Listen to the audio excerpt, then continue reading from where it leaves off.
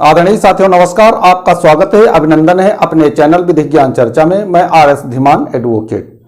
साथियों आज का हमारा टॉपिक है, आज का विषय यानी आज हम चर्चा करेंगे उत्तर प्रदेश जोत चकबंदी अधिनियम 1953 के अंतर्गत अध्याय 2 के संबंध में। अध्याय 2 का नाम है नक्शों और अभिलेखों का पुनरीक्षण तथा संशोधन के संबंध में, जिसमें धारा 5 है।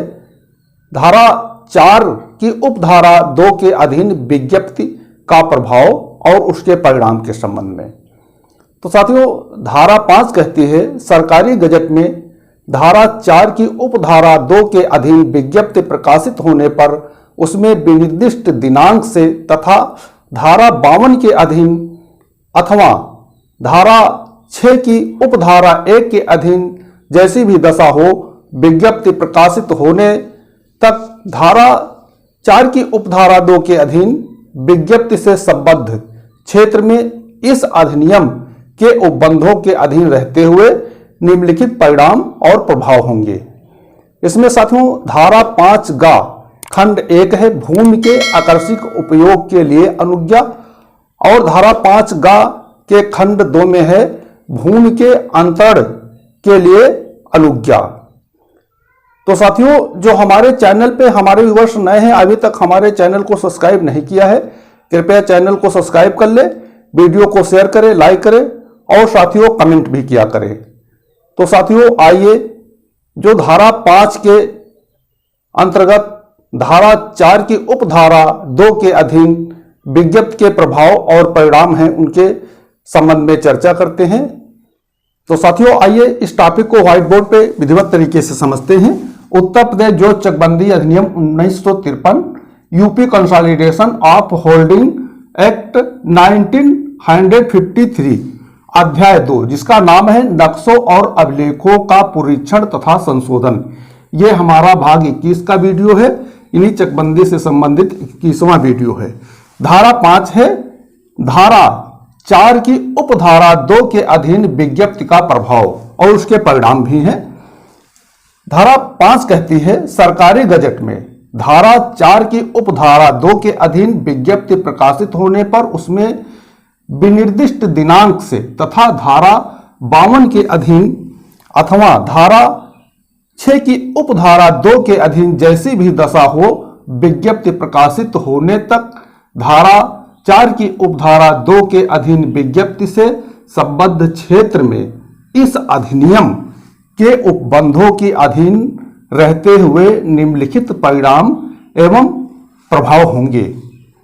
इसमें धारा 5 गा के खंड 1 में है भूमि के आकस्मिक उपयोग के लिए अनुज्ञा, और धारा 5 गा के खंड 2 में है भूमि के अंतरण के लिए अनुज्ञा के संबंध में। उसके बाद साथियों इस टॉपिक को हमको समझने के लिए हम निम्न बिंदुओं पे चर्चा करेंगे।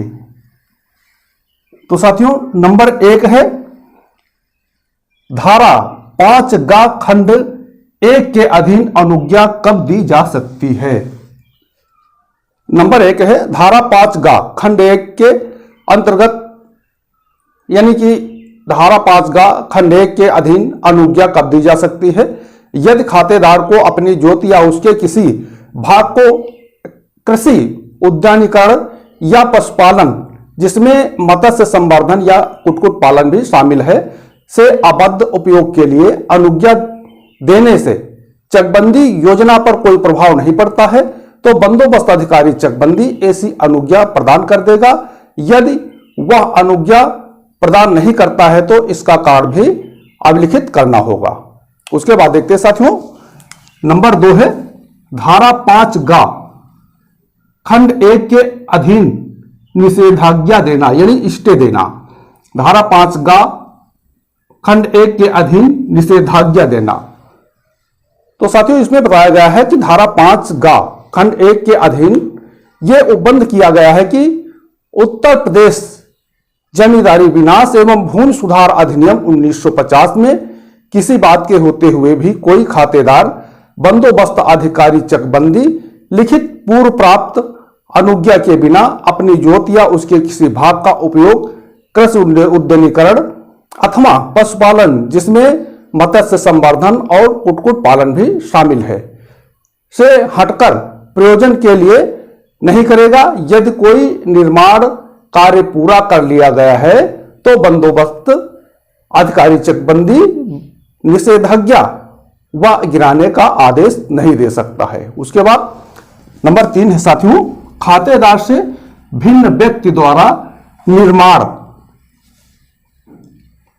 नंबर 3 है खातेदार से भिन्न व्यक्ति द्वारा निर्माण।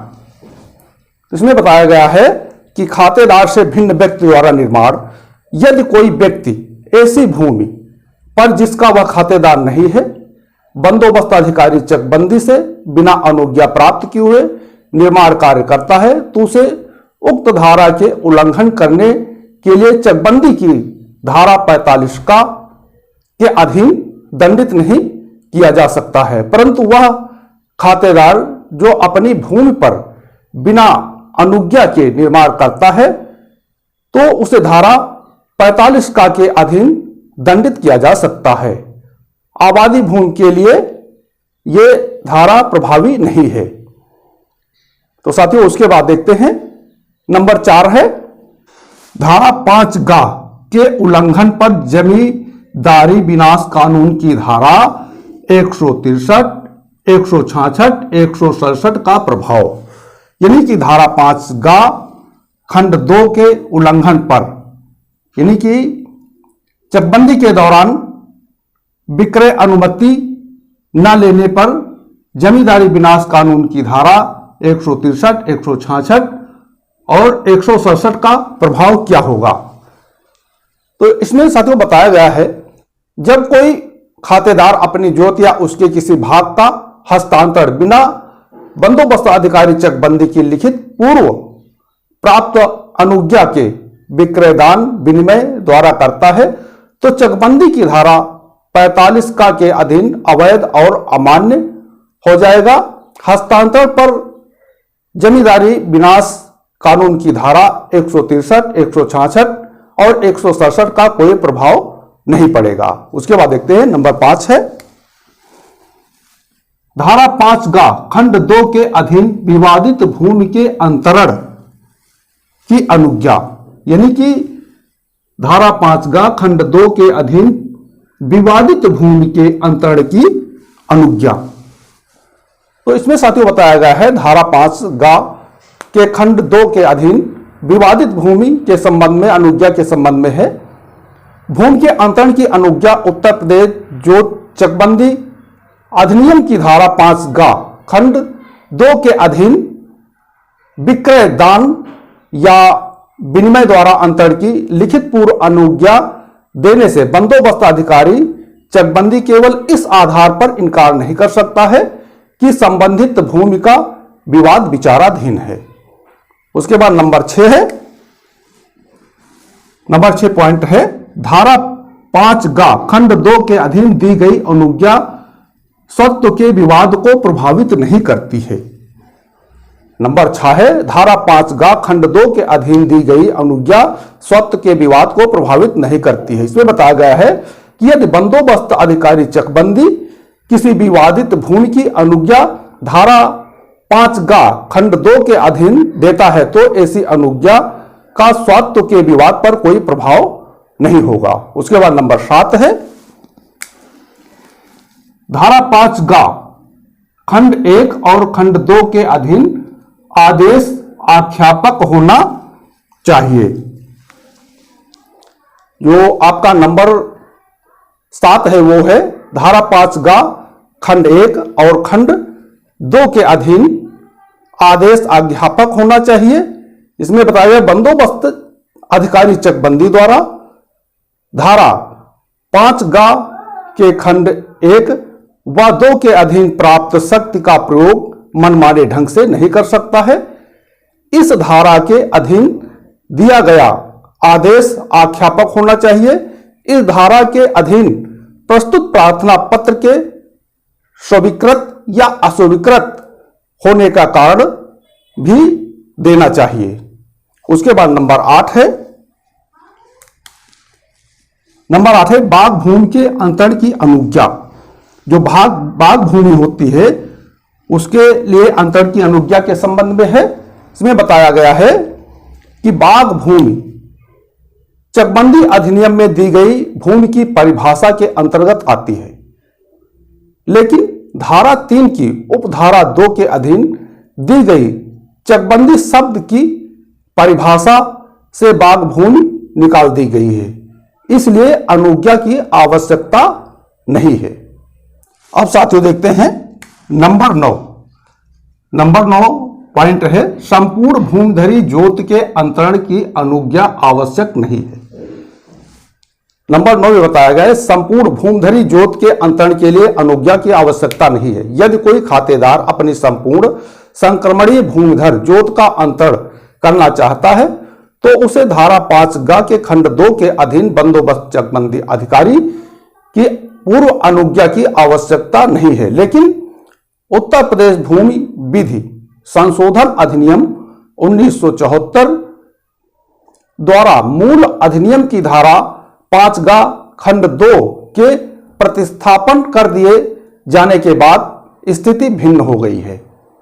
अब साथियों देखते हैं नंबर 10 है उत्तर प्रदेश अधिनियम संख्या 34 सन 1974 में संशोधन के बाद संपूर्ण जोत या उसके किसी भाग के अंतरण के लिए अनुज्ञा आवश्यक है। क्या था कि 1974 के पहले संपूर्ण जोत के लिए भी अनुज्ञा नहीं ली जाती थी, परंतु 1974 के बाद जो संशोधन हुआ है संशोधन संख्या 34 में, उसके बाद से जो है चकबंदी की धारा 5 खंड 2 के अधीन अंतरण की अनुज्ञा आवश्यक हो गई है।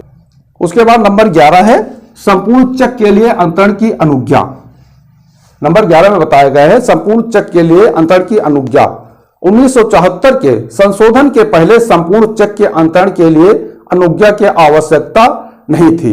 यदि जोत में एक से अधिक चक हैं तो एक चक के अंतरण की अनुज्ञा आवश्यक थी। यदि जोत एक ही चक से बनी है तो अंतरण की अनुज्ञा की आवश्यकता नहीं थी, लेकिन संशोधन के बाद संपूर्ण चक के अंतरण की अनुज्ञा की आवश्यकता है। उसके बाद नंबर 12 देखते हैं न्यायालय द्वारा आदेशित अंतरण के लिए अनुज्ञा आवश्यक नहीं। नंबर 12 है न्यायालय द्वारा आदेशित अंतरण के लिए अनुज्ञा की आवश्यकता नहीं है। जब किसी संविदा के विशिष्ट पालन के बाद दीवानी न्यायालय अंतरण का आदेश देती है तो ऐसे अंतरण के लिए धारा 5 के खंड 2 के अधीन बंदोबस्त अधिकारी चकबंदी की अनुज्ञा की आवश्यकता नहीं होती है। अब साथियों देखते हैं नंबर 13 है बिना अनुज्ञा अंतरण का प्रभाव। यदि बिना अनुज्ञा के अंतरण किया गया है तो उसका क्या प्रभाव होगा यह बताया गया है। तो चकबंदी क्षेत्र में स्थित भूमि का अंतरण बिना बंदोबस्त अधिकारी चकबंदी की धारा 5 खंड 2 के अधीन लिखित पूर्व प्राप्त अनुज्ञा के नहीं किया जा सकता है। यदि ऐसा किया जाता है तो अंतरण विधि के स्पष्ट उपबंध उल्लंघन के कारण अवैध और शून्य होगा। उसके बाद नंबर 14 है सह खातेदार द्वारा अपने हिस्से का अंतरण। नंबर 14वां पॉइंट है सह खातेदार द्वारा अपने हिस्से का अंतरण। भूमि के किसी भाग को अपनी तनहा नहीं कहा जा सकता। किसी खातेदार द्वारा अपने संपूर्ण हिस्से का अंतरण भूमि के एक हिस्से का अंतरण माना जाएगा। इस प्रकार के अंतरण के लिए बंदोबस्त चकबंदी अधिकारी यानी कि बंदोबस्त अधिकारी चकबंदी की अनुज्ञा की आवश्यकता होगी। उसके बाद नंबर 15 है। नंबर 15 में बताया गया है चक का एक से अधिक क्रेताओं के पक्ष में अंतरण। चक के एक से अधिक क्रेताओं के पक्ष में अंतरण। यदि एक चक कई व्यक्तियों को संयुक्त रूप से दिया गया है और उसे सभी व्यक्ति चक का अंतरण एक से अधिक क्रेताओं के हाथ संयुक्त रूप से कर दिया है तो ऐसा अंतरण 5 की उपधारा 2 से बाधित नहीं होगा, लेकिन सन 1974 के संशोधन के बाद स्थिति भिन्न हो गई है। उसके बाद नंबर 16 है, धारा 5 खंड 2 पट्टे पर लागू नहीं होगी, यानी कि धारा 5 खंड 2 पट्टे पर लागू नहीं होगी। इसमें बताया गया है कि धारा 5 खंड 2 के अधीन विक्रय, दान या विनिमय द्वारा अंतरण के लिए बंदोबस्त अधिकारी चकबंदी की लिखित अनुज्ञा प्राप्त करनी पड़ती है। पट्टा करने के लिए अनुज्ञा की कोई आवश्यकता नहीं है। उसके बाद नंबर 17 है, आबादी भूमि के अंतरण के लिए अनुज्ञा की आवश्यकता नहीं, यानी कि नंबर 17 है, आबादी की भूमि के अंतरण के लिए अनुज्ञा की आवश्यकता नहीं। जब किसी आबादी भूमि का अंतरण किया जाता है तो उसके लिए बंदोबस्त अधिकारी चकबंदी की पूर्व अनुज्ञा की आवश्यकता नहीं होती है। अगला पॉइंट है नंबर 18, धारा 5 के अधीन परिणाम कब उत्पन्न होते हैं। धारा 5 के अधीन परिणाम कब उत्पन्न होते हैं बताया गया है। धारा 5 के अधीन उत्तर प्रदेश जोत चकबंदी अधिनियम की धारा 5 के अधीन परिणाम धारा 4 की उपधारा 2 के अधीन विज्ञप्ति जारी होने के बाद उत्पन्न होते हैं। अब साथियों नंबर 19 है, पूरे चेक की अनुज्ञा प्राप्त कर कई भागों में अंतरण, यानी कि पूरे चेक की अनुज्ञा प्राप्त कर कई भागों में अंतर करने के संबंध में है।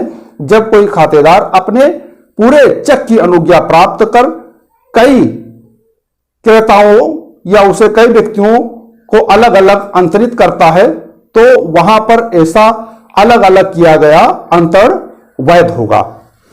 नंबर 20 है, बंदोबस्त अधिकारी चकबंदी अनुज्ञा में समय सीमा दे सकता है। नंबर 20 है, बंदोबस्त अधिकारी चकबंदी अनुज्ञा में समय सीमा निर्धारित कर सकता है। तो इसमें बताया गया है कि अधिनियम की धारा 5(2) के अधीन अंतरण की अनुज्ञा प्रदान करते समय बंदोबस्त अधिकारी चकबंदी अंतरण की समय सीमा निर्धारित कर सकता है। उसके बाद नंबर 21 है, 20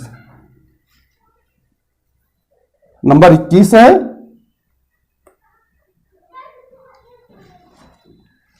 किन किन वादों का उपशमन हो सकता है, किन किन वादों का उपशमन नहीं हो सकता है।